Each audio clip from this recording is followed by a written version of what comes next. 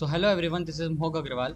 आज की वीडियो में हम देखेंगे कि किसी भी नीट एस्पिरेंट या फिर जो भी बच्चा किसी कॉम्पिटिटिव एग्जाम की तैयारी कर रहा है, उसकी लाइफ में, उसकी 2 ईयर की जर्नी में टेस्ट देने की इंपॉर्टेंस क्या होती है।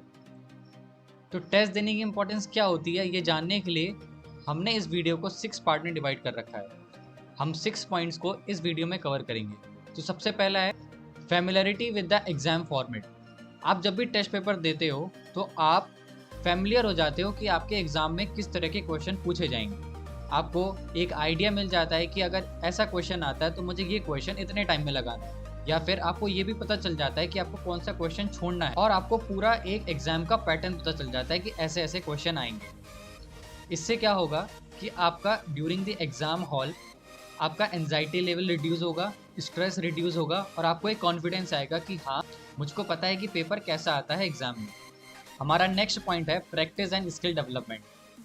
टेस्ट पेपर देने से आपको एक अपॉर्चुनिटी मिलती है अपनी स्किल और नॉलेज को चेक करने का, उसको जज करने का कि आपने जो लेक्चर देखे हैं क्या आपने वो सही तरीके से अपने ब्रेन में सेट किए हैं। इसीलिए जब आप टेस्ट पेपर देते हैं तो उसमें बहुत सारे क्वेश्चन सॉल्व करते हैं, और बहुत सारे क्वेश्चन सॉल्व करने के बाद आपको एक अंडरस्टैंडिंग मिल जाती है उस पर्टिकुलर सब्जेक्ट में, और आप ये भी आइडेंटिफाई कर पाते हैं कि आपका वीकर सेक्शन उस पर्टिकुलर टॉपिक में कहाँ पे है, जहाँ पे आपको उसमें और ज़्यादा इंप्रूवमेंट लाने की ज़रूरत है। रेगुलर टेस्ट देने से आपकी प्रॉब्लम सॉल्विंग एबिलिटी और इनहेंस होती है, आपकी क्रिटिकल थिंकिंग इनहेंस होती है, and you are able to learn how to do time management in the exam. हमारा पॉइंट नंबर 3 है identifying the weakness. Test paper देने से आप अपने करिकुलम के वो टॉपिक्स, वो कंसेप्ट को आइडेंटिफाई कर पाते हैं जहाँ पे आपको और फोकस देना है, जिससे कि आप अपनी स्टडी में उन टॉपिक्स को ज़्यादा प्रायोरिटी दें एज कम्पेयर टू वो टॉपिक जो आपको पहले से आते हैं या फिर आप जिनमें मास्टरी कर चुके हैं। और ये कब होगा? ये तभी होगा जब आप टेस्ट देने के बाद अपनी टेस्ट की परफॉर्मेंस को एनालिसिस करते हैं,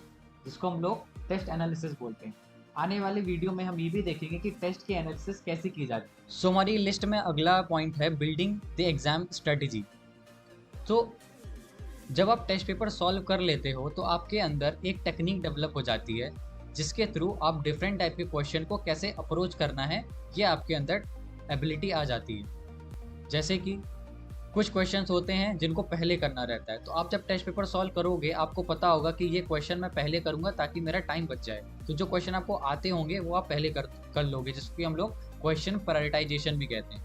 दूसरा ये कि जब कोई क्वेश्चन है उसमें 4 ऑप्शन है, उन 4 ऑप्शन में आपको पता चल जाएगा कि ये ऑप्शन तो नहीं होगा, ये ऑप्शन तो नहीं होगा, ये ऑप्शन तो नहीं होगा, जिसको हम लोग एलिमिनेशन मेथड भी कहते हैं।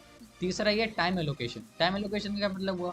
जैसे कोई क्वेश्चन है, अगर वो आपको पता है कि मेरा जो एग्ज़ाम है वो इतने लेंथ का है, इतने टाइम का है, और उसमें इतने क्वेश्चन पूछे गए हैं, तो पर क्वेश्चन आपको कितना टाइम देना है, तो उस हिसाब से पर्टिकुलर क्वेश्चन पे ज़्यादा टाइम ना जाए। या फिर अगर वो क्वेश्चन बड़ा है, आपने कहीं पहले कर चुका है, उसमें उससे लिमिटेड टाइम से ज़्यादा टाइम लग रहा है, तो आप उसको एंड में करें। तो इस टाइप की स्ट्रेटजी और टेक्निक्स आप में डेवलप हो जाएंगी जब आप रेगुलर टेस्ट प्रैक्टिस देंगे।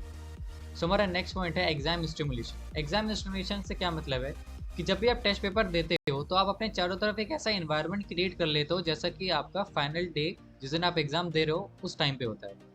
आप टेबल और चेयर पर बैठ के एग्ज़ाम देते हो, रदर देन कि आप अगर टेस्ट पेपर नहीं दोगे तो most of the student bed पे बैठ के टेस्ट देते हैं, तो वो नहीं होना चाहिए। You should have the proper practice of sitting 3 hours continuously while writing the paper.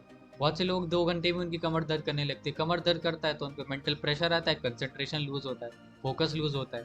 इसलिए जब आप टेस्ट पेपर दोगे ना तो इन्हीं छोटी छोटी चीज़ों का ध्यान रखते हुए वो आपका एक बड़े रिजल्ट में कन्वर्ट होगा एग्जाम वाले दिन। यही सारे एक्सपीरियंस जो होंगे वो आपको हेल्प करेंगे काम रहने में, अपने स्ट्रेस को कम करने में, प्रेशर को हैंडल करने में, और जैसे भी सिचुएशन आती है उस चीज़ को हैंडल करने में। इसलिए मैं हमेशा रिकमेंड करता था कि जो भी टेस्ट दूँ नॉन एयर कंडीशनर रूम में दूँ, क्योंकि एग्जाम हॉल में तो एयर कंडीशन होगा नहीं, ना ही वहाँ पे बेड पे बैठ के पेपर देना है, टेबल और चेयर पे बैठ के पेपर देना होगा वहाँ पे भी। इसलिए you should have to maintain that environment, that circumstances near you where you giving the test. तो हमने अपने सारे 6 पॉइंट्स कवर कर लिए हैं और हम इस वीडियो के एंड पे आ चुके हैं। तो मैं बस ये इतना ही कहना चाहूँगा कि टेस्ट देना क्यों ज़रूरी है वो हम उन 6 पॉइंट्स में कवर कर चुके हैं। इसलिए टेस्ट देते रहो, खुद को इम्प्रूव करते रहो और अगले साल जाके। Thank you very much.